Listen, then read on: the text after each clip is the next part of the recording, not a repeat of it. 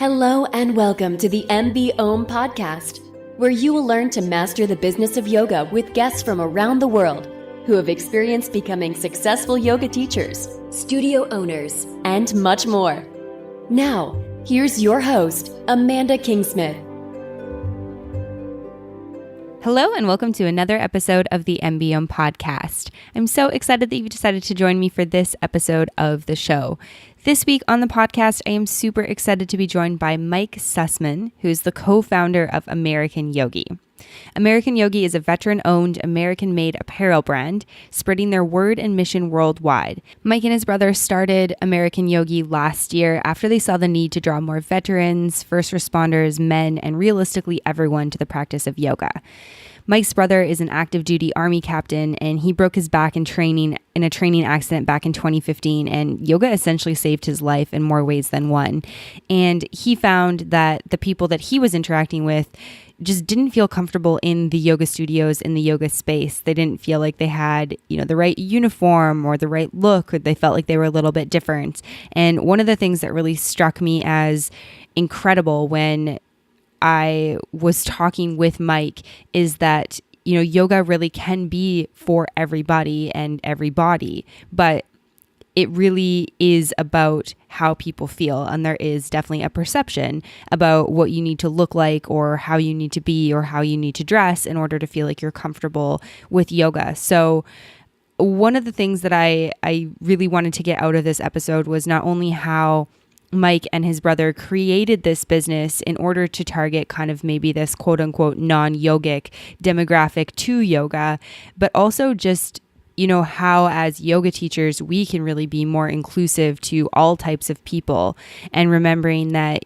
everyone comes from a different background, everyone's got a different story, and how can we be really inclusive about that and make, everyone show up and feel really excited to be in the space and just get the benefits of yoga. Before we dive into today's episode, I'm really excited to have Scotty here with the Schedulicity Hot Tip of the Week.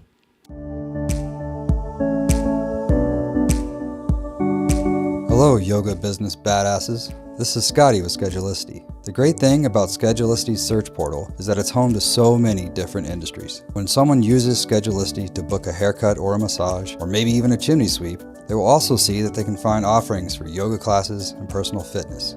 Make a strong business listing with striking images and good information, and you'll be that much closer to grabbing the attention of someone who may not have thought about booking a yoga class today. Become part of a community and share in the clients of other non-competitive local businesses.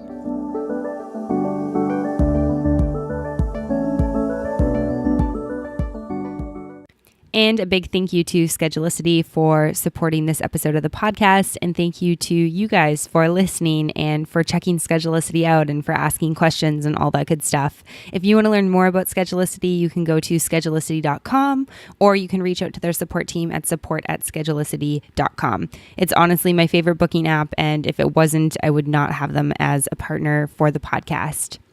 All right, without further ado, here is Mike from American Yogi. Welcome to the podcast today, Mike. I'm super excited to be chatting with you today. Likewise. Thank you so much. Yeah, absolutely. And we're going to dive into lots of awesome stuff. But my first question for you is, where are you joining me from today? I am right now in bright, sunny, and a little bit chilly Tampa, Florida. Tampa gets cold? Well, everything's relative, right? So, maybe it's 60, 55. So, and it's the middle of winter for us, right? So nice. I'm from Canada, so that's like I'm not in Canada right now, but that's like pretty good winter temps in my mind. That's amazing. So I'm curious, can you tell myself and listeners a little bit about what American Yogi is, like what the brand is, what you guys are all about? Absolutely. Yeah. So American Yogi is, it's a labor of love. So what started as an apparel company, a t-shirt company, if you will, has kind of become a movement. And that's kind of the goal for all of this. So we're an apparel company. We're veteran owned. My brother Phil is actually the veteran piece to this whole pie. So we started the business about just over a year ago, about beginning of 2018, and started by making T-shirts to essentially work as a vehicle to get men, women, veterans, first responders, those who maybe hadn't felt comfortable in a traditional yoga studio into yoga, into the practice, into studios, into home practice, what have you. So really just kind of wanted to make things a little more accessible for those who hadn't. And there's somewhat of a backstory to that, but generally speaking, we do what we do to support a bunch of different organizations and that do what you and others do, which is help people while they're actually on the mat. We just want to help get them there so that you guys can do what you do better. Awesome. Yeah, that's amazing. And I'm super curious about this backstory because I feel like what I really love about getting to talk to people like yourself is to hear like how you got to where you are. Can you share that backstory with me? Sure. I do want to I'll put the disclaimer out that this is actually my brother Phil's story. He is currently deployed. He's overseas right now. But when he was training with the U.S. Army back in 2015, he was involved in an accident, training accident, and he broke his back, his lumbar vertebrae, several vertebrae, and was significantly debilitated, couldn't get up and walk. And, we were concerned about, possibly being paralyzed and the end of his military career, even though this was very early in his career. So he spent some time at home and, was given some instructions as far as physical therapy and here's some pain medication. And, it just didn't quite get him where he needed to get to. He was getting fairly depressed, and the physical pain, the mental anguish. I mean, he couldn't get up off the couch, couldn't pick his child up off the ground. And, he was in a pretty bad spot. And he thought maybe his military career would be over. He didn't know where that was going to leave him. So after trying physical therapy and failing miserably, his wife suggested that he try yoga. She'd been practicing for about 5 or 6 years, and she tried to get him. She's like, you've gone to physical therapy. You've tried to do, your old regimen in the gym, and it's just not quite working. Maybe yoga is different. Maybe yoga will work for you. So she took him to a class, and it was pretty intense. It was like a hot flow kind of class, and he walks out the class, and she asks, how's your back doing? How you feel? He's like, well, my back is broken, right? So I don't feel great. I don't understand why it was so hot. What's with all the chanting, the oils? Like, I just don't get it. Like, it's just not for me. So he goes back home on the couch, and now the military is kind of coming close to the deadline where he's got to start thinking about what he's going to do. Is he going to be able to pass a physical agility test with his broken back? So another week goes by. Now he's getting even more depressed, and he said, I'm done with the pain meds, and this stuff doesn't work, and it just passes me. I pass out, and I get up, and I'm miserable again, and I'm hurting, and I'm depressed. And so his wife found another class for him, kind of a more yin meditative kind of class, and he goes and comes out of the class, and she says, well, Phil, how do you feel? And he's like, well, listen, like my back is still broken. I can't, that class didn't fix that. But today is the first day that, I haven't wanted to drive my truck into a tree. So that was kind of the aha moment. And so that kind of picked up a bit, and he started getting into it a little more and doing practicing 3 to 4 days a week. And now he's doing a lot of home practice stuff and making his way into a studio this is in Colorado Springs, Colorado. And so he meets this guy in one of the classes we've seen a few times, big bearded, tattooed guy. And he's like, what are you doing in this class? And, the guy tells him, oh, active duty Army, Special Forces, what have you.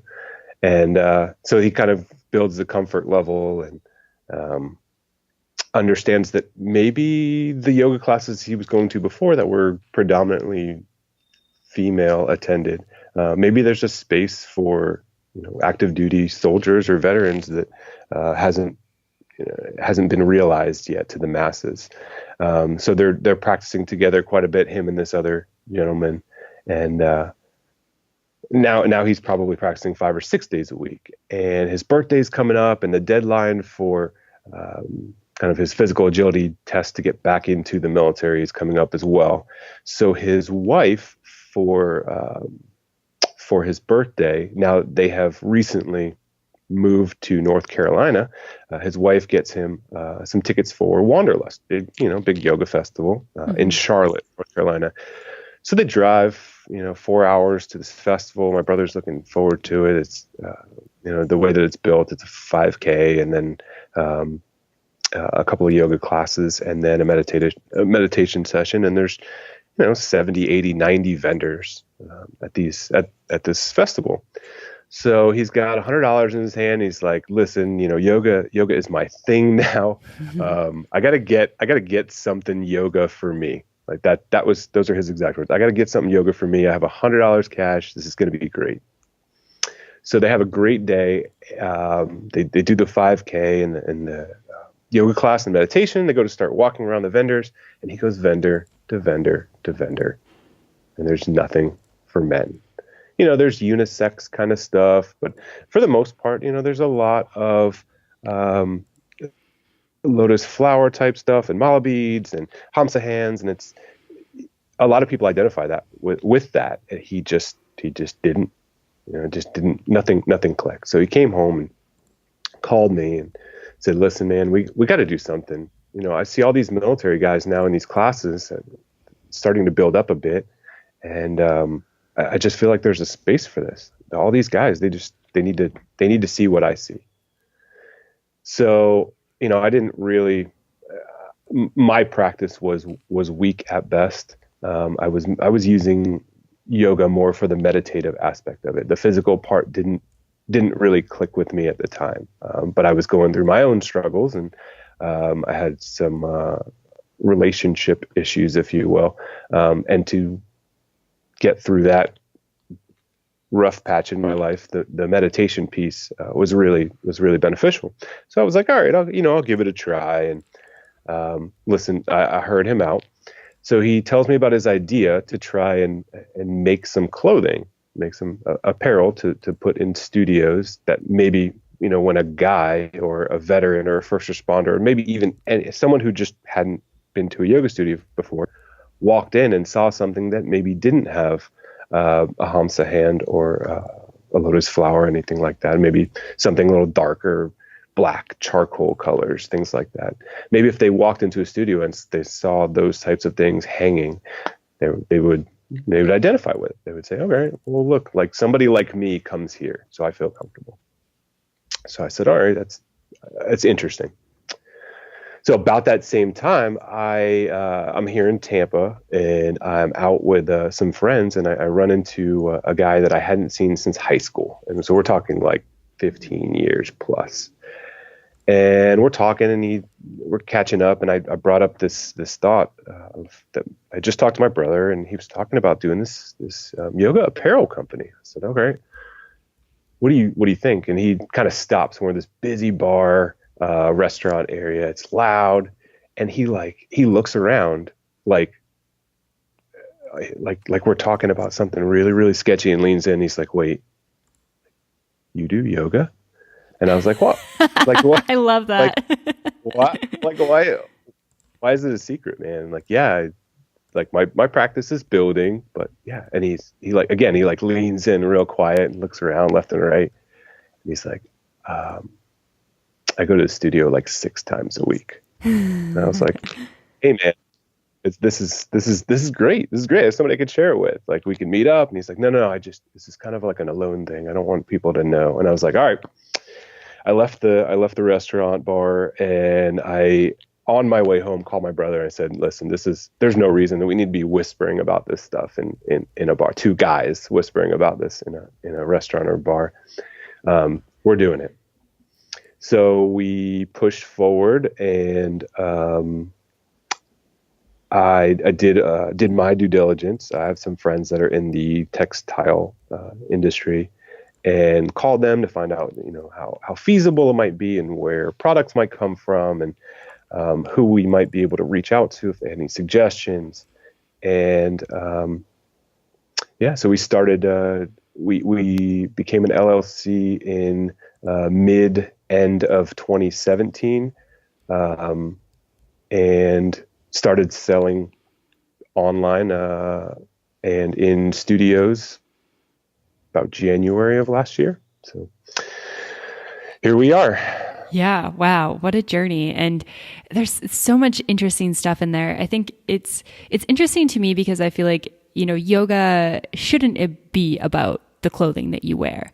But I think with anything you do, there's sort of this like clothing sort of is dictated based on sort of activities, community, places that you live, activities that you do like yoga. And so there is sort of this like you walk into this space not knowing that there's this sort of like unspoken like, oh, everybody's kind of dressed the same and I'm not dressed like that. Maybe this isn't for me then.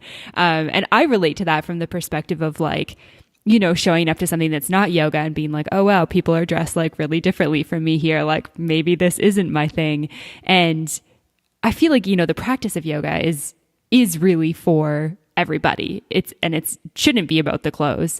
But I do like the idea of creating like an apparel line that actually makes like it resonates with that type of people and that group of people so that people are actually able to be like, yeah, like there's people wearing the same stuff as me in this class. Like this is my place and these are my people. So my question to you is like, what has been the response so far? Like, what have people kind of, said about this? Like, is sort of what you guys intended, like working per se? Amanda, it's been unbelievable. Absolutely unbelievable. So I guess our marketing strategy, if you will, was to do what one of my local mentors here in Tampa calls becoming part of the landscape. So Benjamin Bunn is a CrossFit affiliate owner. He owns a gym, and he's pretty active in the fitness community, if you will, in this particular area. And that was one of his big suggestions, is just to become part of the landscape. So what does that mean? If you're involved in a yoga activity, if there's a festival, you're there. If there's an apparel conference, you go. If there's a military get together, you become part of that as well. So people just expect you to be there because you're part of that landscape. So the response to starting this company has been, it's overwhelming at times.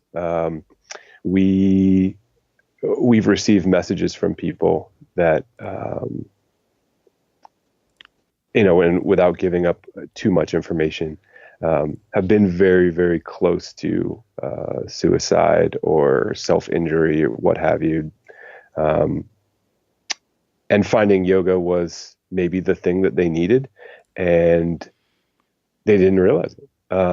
So they look to a company like ours, and they reach out and, listen to the story, and we'll talk to anybody. I feel like when you tell people that you're relatable, it kind of takes the credit away, but that's not really what we're out here to do. It just happens that way. It's pretty organic. Military, active duty, veterans, first responders, they just find a way, these collection of wayward souls, they just kind of find their way to us. And just the conversations back and forth, both at festivals, in person, and online, has been unbelievable. just hearing the stories of some people and where they've come from, these,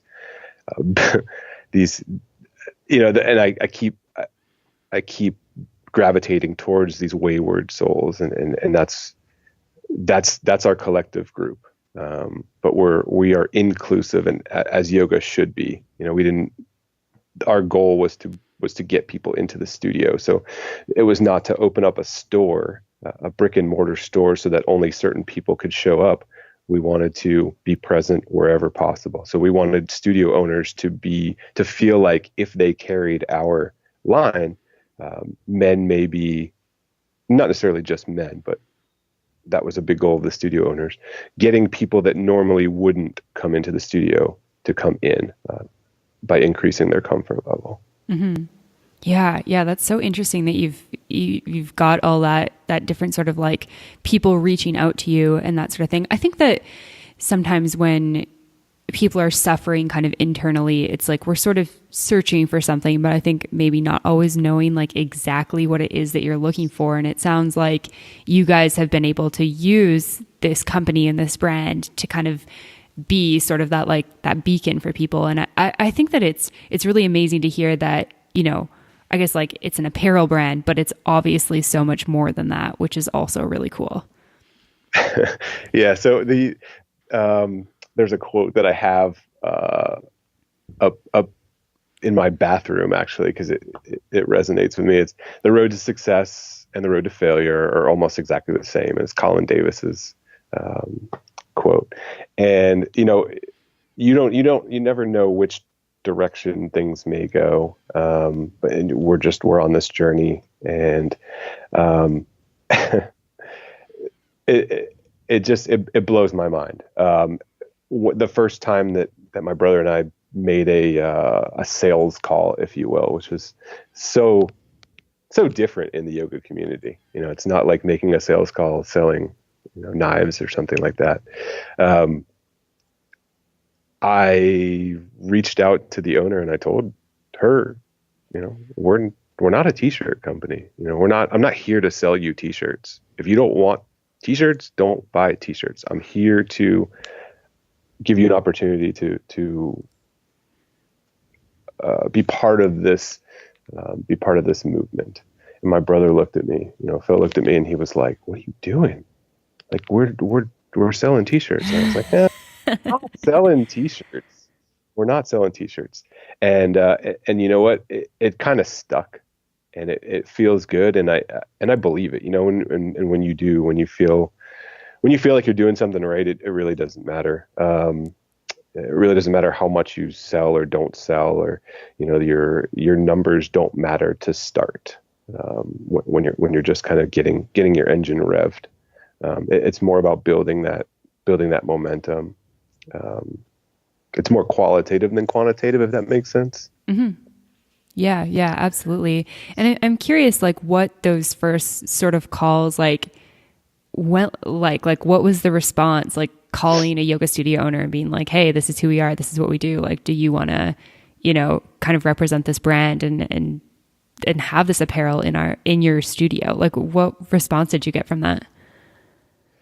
So the first movement, the first push was not necessarily to make these cold call kind of things, because it just didn't feel right for us. So the goal was like, let's go see what these studios look like. Let's go to every studio that we can in the area and take a class, take 6 classes, take, different types of classes, different times of the day. So I ended up working with a studio owner here in Tampa, who was really curious about how to increase, because she's very, very mindful regarding her population and her clientele. And she's like, "Listen, I'm at 14% male attendance. That's not good. There's 50% of the population out there that is male. So where's the other 30 or 40%? I would love to increase that. How do I do that?" And I was like, "Well, I think you may have found your brand. I think this may be a way. So let's try something out. Let's put some stuff up let's hang some merch, if you will, in the store and in the boutique. And as people come in, well, maybe you'll advertise for us, and we'll cross market for you, and we'll see what happens. Let's watch your numbers. We'll do a 90-day study, and let's see how your numbers increase. And while the statistics are kind of boring and really inappropriate for typically, I struggle with the word. It's kind of a murky environment as far as clientele and who are regulars and memberships to studios. But essentially, what happened was the numbers went up. The male population went up. I would love to say I know exactly why that happened, because our T-shirts were hanging and men showed up and they saw these shirts with, silhouettes of soldiers in warrior pose, or something, a logo that looked like the prisoners of war flag, the POW flag. And they said, oh, okay, like other guys come here, maybe I'll come again. Oh, there's a male instructor. Oh, look at that. I didn't know that guys taught yoga, so I would love to say that we did that, but we didn't. We're all in this together. And I would love to think that we helped with that. I would love to think that we helped this owner increase her male student clientele. So I mean, that's what I'll rest my hat on, that we had some impact. And I implore any studio owner across the country to do something similar. Take that little gem and try it out. Rotate your boutique. See what people see as a new customer. Pretend you're a new customer walking into your studio. Look at it with fresh eyes, and say, if I have never taken a yoga class before, would I feel comfortable here? Mm-hmm. So that's that. Yeah, I really like that suggestion. And I'm not sure if you have an answer to this or not, but I'm just curious, do you have any other tips for, studio owners or yoga teachers who want to make their classes more accessible to more men, people who are in the military? Is there anything that they could be doing to kind of like attract that type of people other than a boutique? So that's a fantastic question. There are lots of things, I'm sure.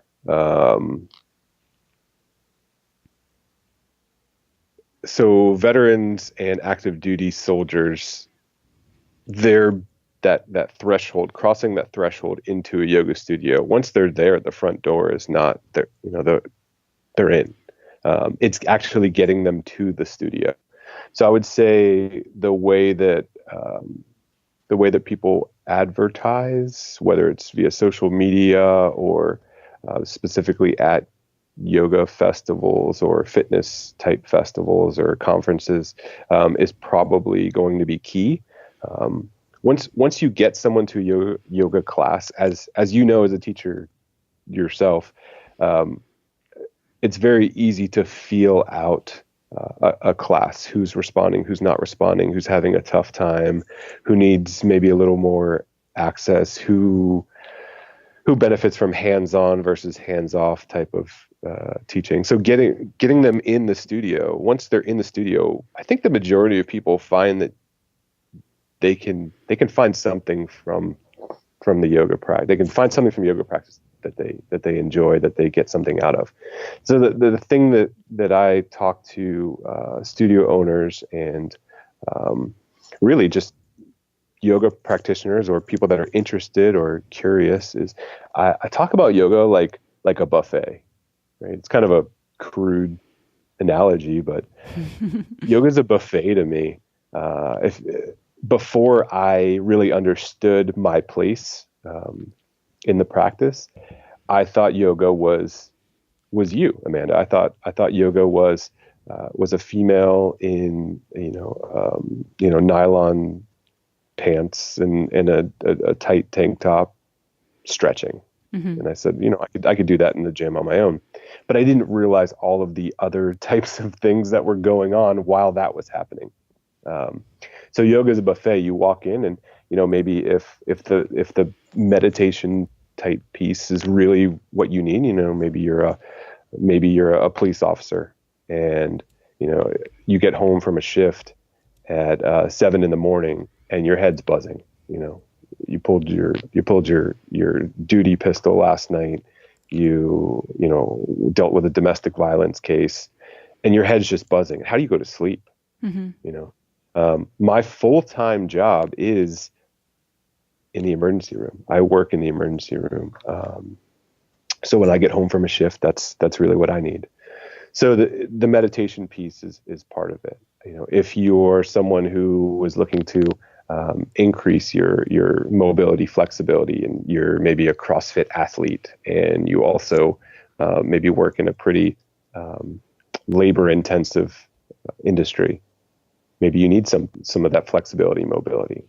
So a hatha flow class might work for you, or maybe you are looking to manage your weight, and there's all these different types of classes. But then there's the crafty side. Is it you're just looking for something to do with your hands, and maybe you want to learn how to make mala beads, bracelets, necklaces. Maybe you're interested in learning how to play an instrument. Maybe you're looking for a vacation, a getaway that's not necessarily filled with drinking, debauchery, and maybe you just want to do like a lifestyle kind of getaway and take a yoga retreat. So there's so many different things you can take out of that buffet, and you can fill your plate with a scoop of this and a scoop of that, or you can fill your entire plate with just one big heaping pile of Baptiste or whatever. It's whatever happens to whatever your flavor that day, that week, that month, this year is. Yoga probably has it for you, or at least you can take a nibble every now and then. And I think the more nibbles that you take, the more your plate fills. Yeah, absolutely. Yeah, I really like that tip, and definitely agree with that. And I was just thinking, like, as a yoga teacher, obviously I want to have, my classes feel like something that is accessible to somebody who's maybe active duty or veteran, or just maybe somebody who's like a tight male body. And I think there's there's a certain sense of like, they might look at me and be like, oh, you're obviously more flexible. Like, you're a girl in like tight yoga clothes. Like, I don't know if I fit in here. But I think that as a yoga teacher, you can do certain things that do make people feel welcome. But I guess one of the things that I would want to be cautious of is, I don't, and this is obviously with all your students, you never know what their experience is, but especially with somebody who's a veteran, being sensitive to the experience that they may have had in, a war or being overseas.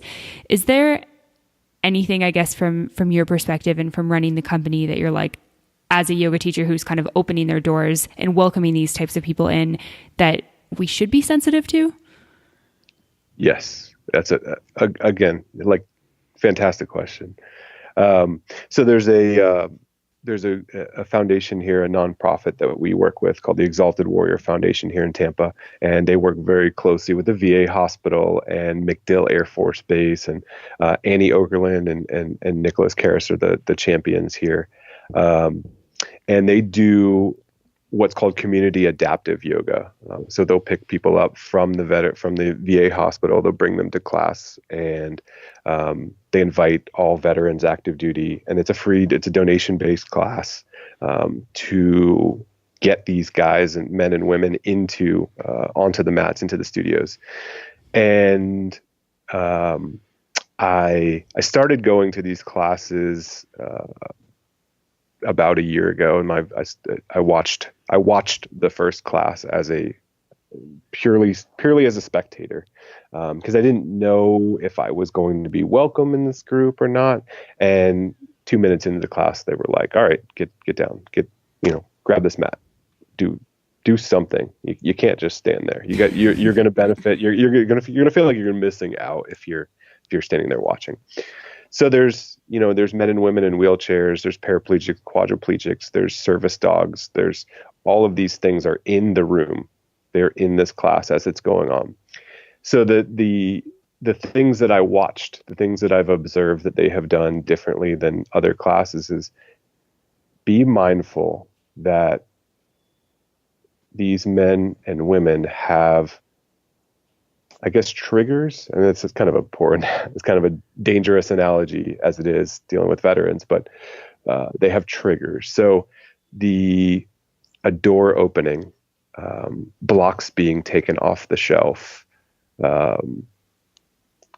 people who maybe are not comfortable closing their eyes because they can't see their surroundings. So the teachers, Annie Okerlund specifically, does this better than anyone I've ever seen. Is she constantly preps people for what is going to happen in the next 30 seconds to a minute.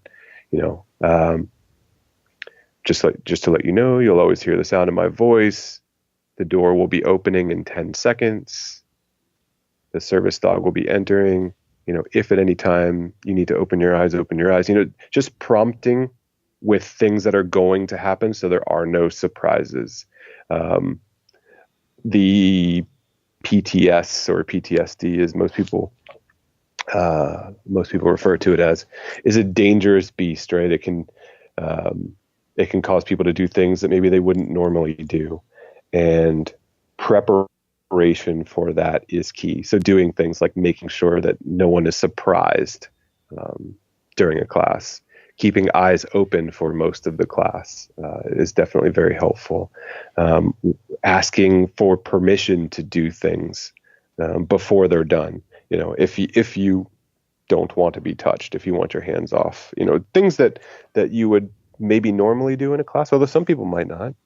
Things you may normally do, double and triple stress them, prep them. So I guess that would be the biggest key. Preparation is absolutely everything. Mm-hmm. Yeah, absolutely. Yeah. Thanks for fielding that question. And I think that, that's something for me that, again, I think is, as a teacher, is really important, because I don't want somebody to come into a space that they maybe necessarily don't traditionally feel like, oh, okay, like this is where I belong type thing, and then have an experience that makes them feel that way too. Because I do feel like there's a lot of benefits from yoga that can benefit, I think it can benefit anyone, but, specifically talking about veterans, active duty. But yeah, I think as a teacher, it's always important to be cautious when you're touching somebody, because you never know what their background is. Like, there can be trauma outside of being in the military as well. So I think that's always an important one. But yeah, I think, recognizing that there might be something that's like really, I guess, to use the word triggering, from having somebody close their eyes and then, touching them out of the blue, or making a noise, or putting something near them, or taking something away that maybe somebody else is totally unaffected by. So, definitely something really, really important to keep in mind. Yeah. Putting a cool wet towel with essential oils over a veteran's eyes without preparation is not something you want to see for the first time. That's fair. It's pretty alarming. Yeah. I mean, I think just, I haven't fought in a war, and I'm not going to even pretend like I have any idea what it's like to serve in the military. But I think even for me, like, if I'm really kind of in my own mental space and somebody kind of comes out of nowhere with that, like, it's a little bit like, oh God, what's going on? So, yeah, I think that's a really, really good thing to be aware of. In terms of, I guess, like running an apparel-based company, I think that it's really interesting that you guys have been able to do this. And I know that you said that you knew some people that were kind of on the side of having garments and that sort of thing. But I'm curious, like, what was the process of actually getting like the t-shirts and the hoodies and the products that you guys get into the yoga studio made like? Yeah, so it was a learning experience. So I have my MBA, and I understand a bit how business works, but I'd never been in retail before, and this is I shudder to think that I'm in a retail business, but that's what I do. That's what we do. So learning the retail business started in the really online. Right. So I don't have any connection to these people because I'm kind of landlocked in my day-to-day grind. So reaching out to people that had already been successful that I feel like may have a pretty good feel for the landscape. So we reached out to people like Matthew Griffin from Combat Flip Flops. I mean, this is a veteran who, this is an Army Ranger who has built an unbelievable organization. You know, the guy speaks at Google and Facebook, but he did the same thing that my brother is doing right now. You know, he's been there.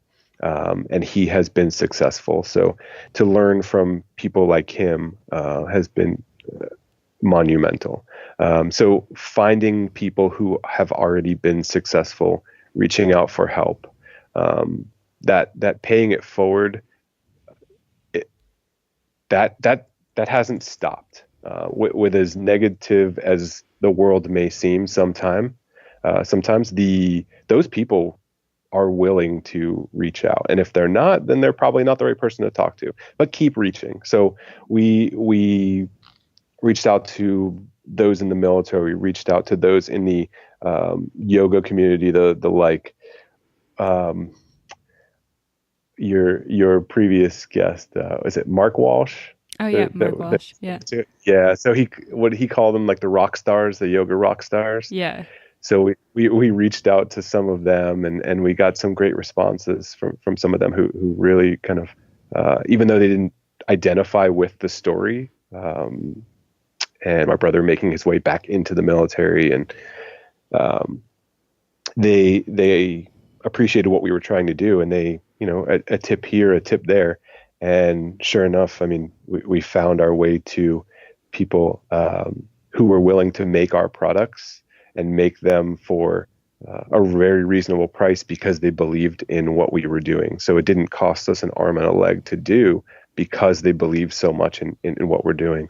You know, Redbird Screen and Printing in Raleigh, North Carolina, Industry Threadworks in San Diego is owned by a former Navy SEAL. So we try and keep our community involved. And I say I do. I want to disclaim I am not in the military, and I've never been in the military. But I work very closely with most of my friends have some sort of military experience. The way that we have made our way and made it easier on ourselves to conduct business is to find those connections. You can't do this alone. This is not a business where you can be a one man or one woman show. I mean, it takes the community to do this. So yeah, so it's finding someone or 3 people or 17 people who are willing to share what has worked and what hasn't, really has been our champion, has been our success.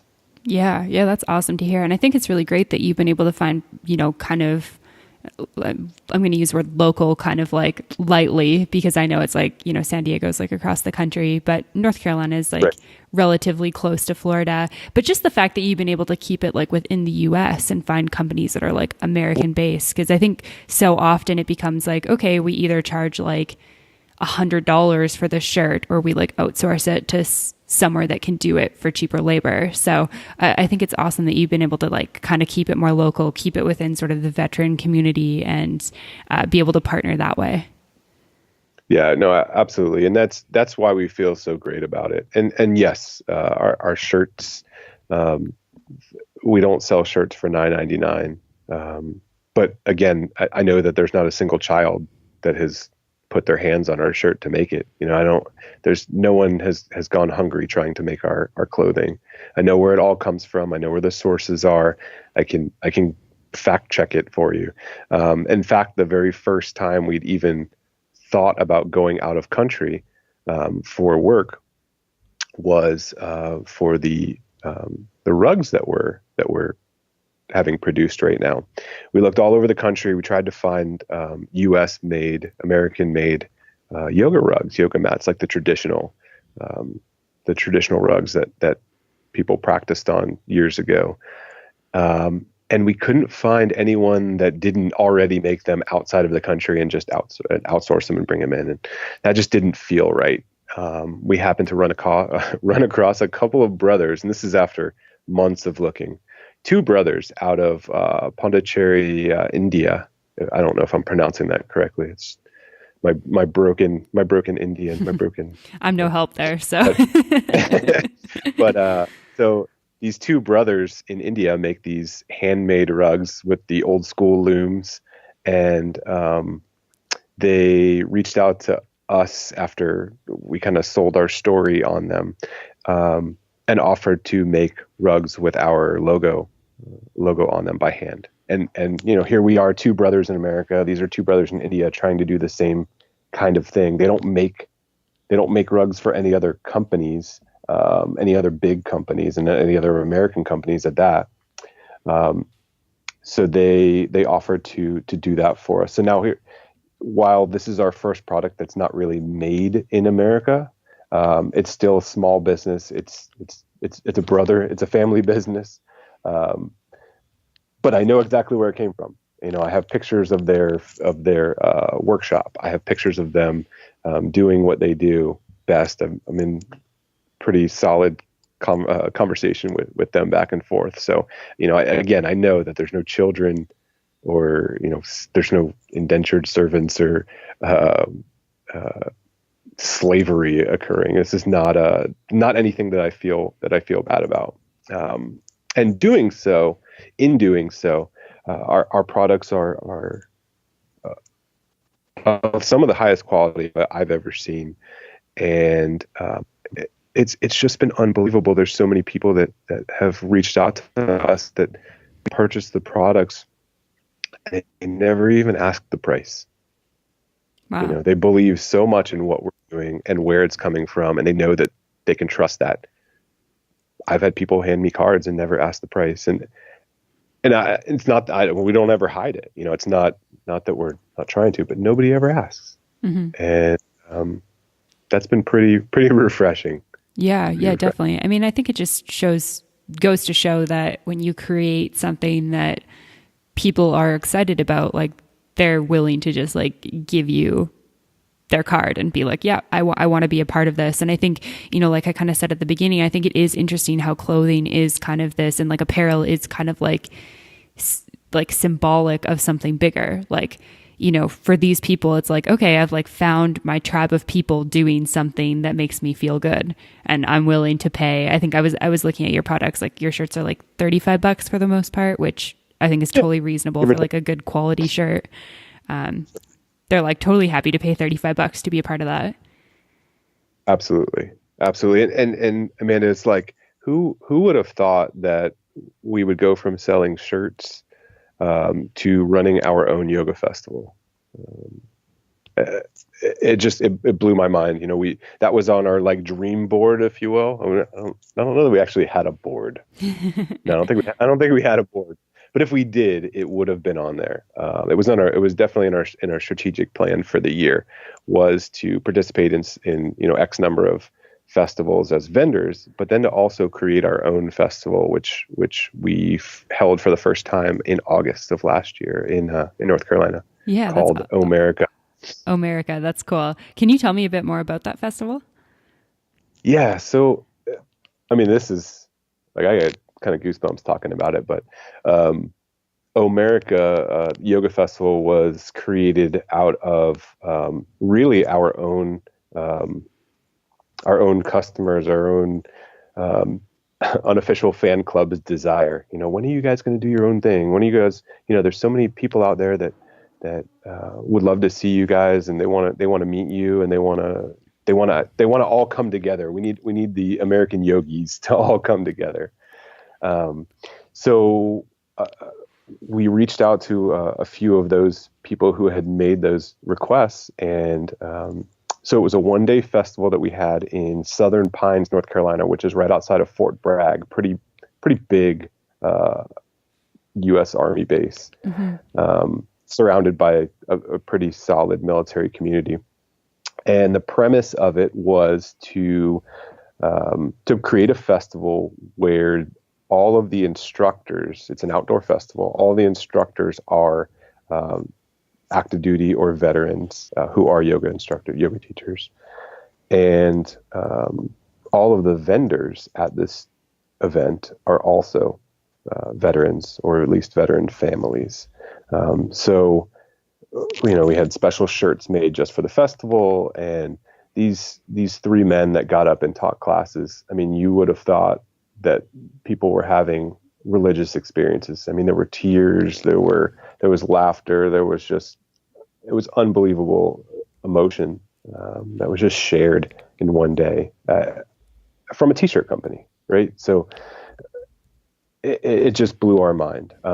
So the outcry for more of that after that festival that we thought may possibly be a flop. Who wants to go to a festival that's run by a couple of guys that sell t-shirts?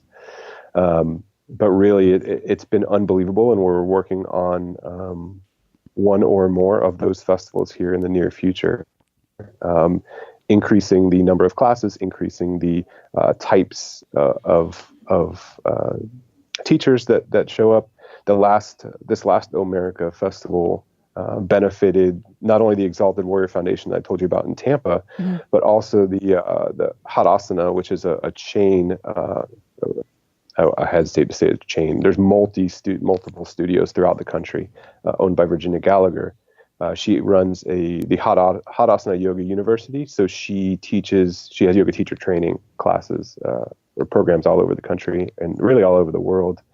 But she wanted to offer a scholarship for a veteran to become a yoga teacher, and that festival created the opportunity for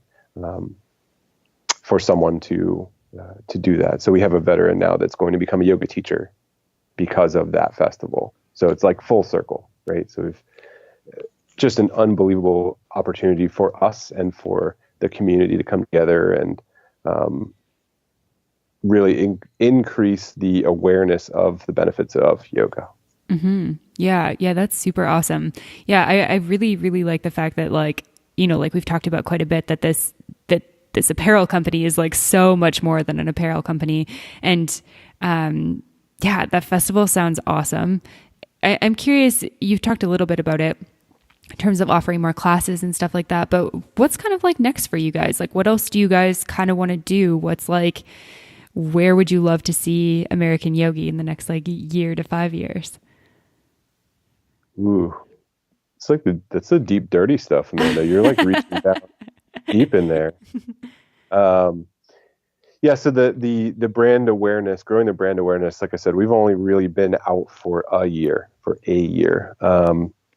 So our products are doing well. We love seeing them in different parts of the country. I love seeing, someone in Wisconsin and Montana and, Ramsberg, Germany and Spain and Israel. And I love seeing these posts on social media of people wearing the clothing outside.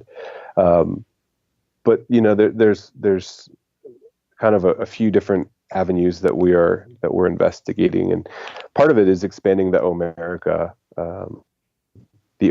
Festival piece of it. We work with a law firm. We've worked with a law firm here in Tampa called Dom Law, and they've helped us. Dom Lazara has helped us work towards obtaining a full trademark to the Omerica brand, the name of the festival, what it is, what it's all about. And we would love to take that festival and pop it into different cities outside of military bases, maybe do a few a year. So do these types of festivals all over the country, not just one particular spot. So a traveling festival, similar to a Wanderlust in the sense that, it increases the awareness and the accessibility to people who maybe didn't feel comfortable going to a studio to start. An outdoor festival just seems a little more friendly, a little more open, less barriers to entry. So taking that Omerica festival line, increasing the brand itself, so the product line itself, into more studios. And then, maybe sometime in the future, our own studio or studio lines. That's kind of also our metaphorical dream board, if you will. Nice. To offer a physical space for people as well. That's awesome. Thank you so much for fielding that question and kind of put you on the spot there. Yeah, But yeah. it's amazing to hear, what you guys have already accomplished in 1 year, and I'm excited to see where you guys take it. I'm curious if anyone listening as a teacher or a studio owner is interested in, working with you guys, offering classes for veterans and active duty individuals, or having American Yogi in their studios and their boutiques, like where can they go to find that information? I think we're on all the socials. We make ourselves pretty accessible that way. So even though Phil's deployed, he's still very, very much active on Instagram. Our Instagram tag is Live American Yogi. And Facebook is American Yogi LLC, I believe. Our website is www.liveamericanyogi.com. And any of those will lead to, you can message us on any of those formats, and we're pretty good about responding as far as getting product that way. Individuals who are looking to find studios, or even access to what studios might be close to bases, and what types of practice might be more appropriate for them. While we are not instructors ourselves, and we disclaim that over and over and over again, we're kind of the liaisons, if you will. So we're open to working with people that way. Now, studio owners that are looking to carry our lines can use the same formats. Please just reach out. Don't not reach out. That sounded horrible, but reach out. No, it didn't. I feel like what I heard you saying was like, don't be afraid to reach out if you have like a question or you want to get involved in some way. If you want to know what YouTube video I watched yesterday, just ask me. If you want to know, how the shirts fit. If you want to know how it feels to, how sweaty am I going to be when I walk out of a hot class, there's no dealing with the two of us, and our affiliates. There's no subject that's off limits at all whatsoever. Awesome. Cool. Well, thanks for that. Is there anything else that you want to share today about American Yogi before we wrap up?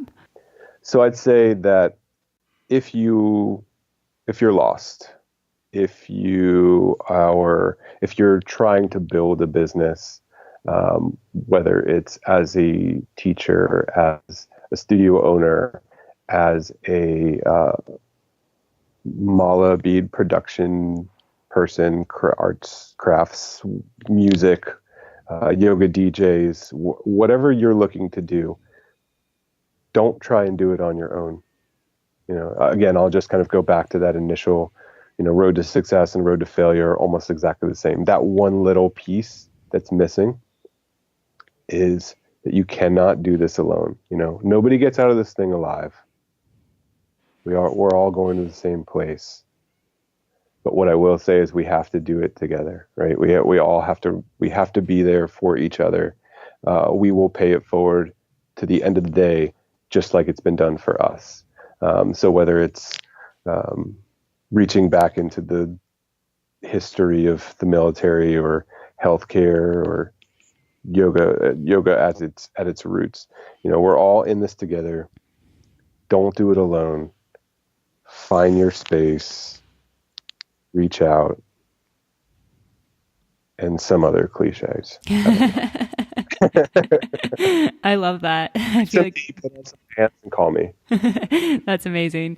Thank you so much for this conversation, Mike. It's been really, really inspiring chatting with you. And yeah, I'm excited that I can be a part of helping spread the word with this. And I just really appreciate your time today, and for answering all those questions that I threw at you.